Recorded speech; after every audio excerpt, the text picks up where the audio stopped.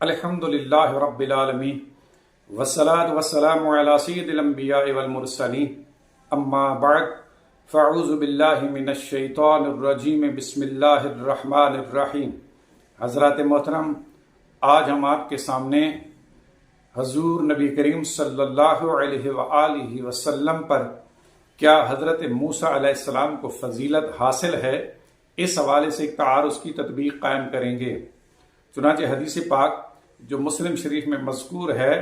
حضرت ابو ہریرہ رضی اللہ تعالی عنہ اس حدیث پاک کے راوی ہیں، فرماتے ہیں کہ حضور نبی کریم صلی اللہ علیہ وآلہ وسلم نے ارشاد فرمایا کہ مجھے حضرت موسیٰ علیہ السلام پر فضیلت مت دو۔ اب اس حدیث پاک سے معلوم ہوا کہ حضرت موسیٰ علیہ السلام کو حضور نبی کریم صلی اللہ علیہ وآلہ وسلم پر فضیلت حاصل ہے، اور حضرت موسیٰ کی حضور پر فضیلت اس حدیث پاک کی روح سے ثابت ہے۔ اب جبکہ اس کے برعکس دوسری حدیث پاک جو کہ صحیح مسلم اور بخاری شریف میں موجود ہے، حضور نبی کریم صلی اللہ علیہ وآلہ وسلم نے فرمایا کہ بروز قیامت میں اولاد آدم کا سردار ہوں گا، سب سے پہلے میں ہی شفاعت کروں گا، اور سب سے پہلے جنت کا دروازہ بھی میں کھٹکھٹاؤں گا، اور سب سے پہلے داخل جنت بھی میں ہی ہوں گا۔ اور اسی طرح دیگر احادیث سے ثابت ہے کہ حضور نبی کریم صلی اللہ علیہ وآلہ وسلم امام الانبیاء بھی ہیں، حضور تمام انبیاء سے افضل و اعلیٰ بھی ہیں، اور تمام انبیاء اور رسل کے سردار بھی ہیں۔ تو جب ان تمام احادیث سے ثابت ہوا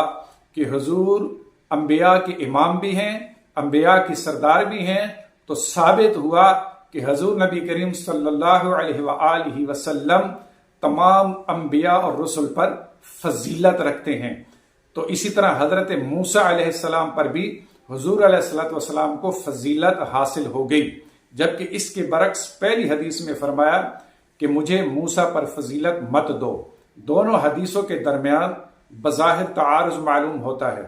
اب اس تعارض کے درمیان تطبیق کس طرح قائم ہوگی کہ یاد رکھیں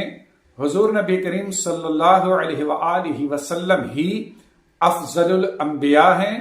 حتیٰ کہ حضور علیہ السلام حضرت موسیٰ علیہ السلام سے بھی افضل اور اعلیٰ ہیں، اور امام موسیٰ ہیں۔ اور جس حدیث میں حضور علیہ السلام نے فرمایا کہ مجھے موسیٰ پر فضیلت دو، اس کا مطلب یہ ہے کہ مجھے حضرت موسیٰ پر اس انداز سے فضیلت مت دو کہ جس سے حضرت موسیٰ کی اہانت کا پہلو نظر آتا ہو، کیونکہ بعض لوگ جب فضائل بیان کرتے ہیں تو مبالغہ آرائی کا اظہار کرتے ہوئے بعض لوگوں کی توہین کے مرتکب ہوتے ہیں۔ تو اسی انداز سے حضور علیہ السلام نے اس حدیث میں فرمایا کہ میرے فضائل اس انداز سے مت بیان کرو کہ جس سے دوسرے انبیاء یعنی حضرت موسیٰ علیہ السلام کی توہین کا پہلو نکل رہا ہو۔ تو اب اگر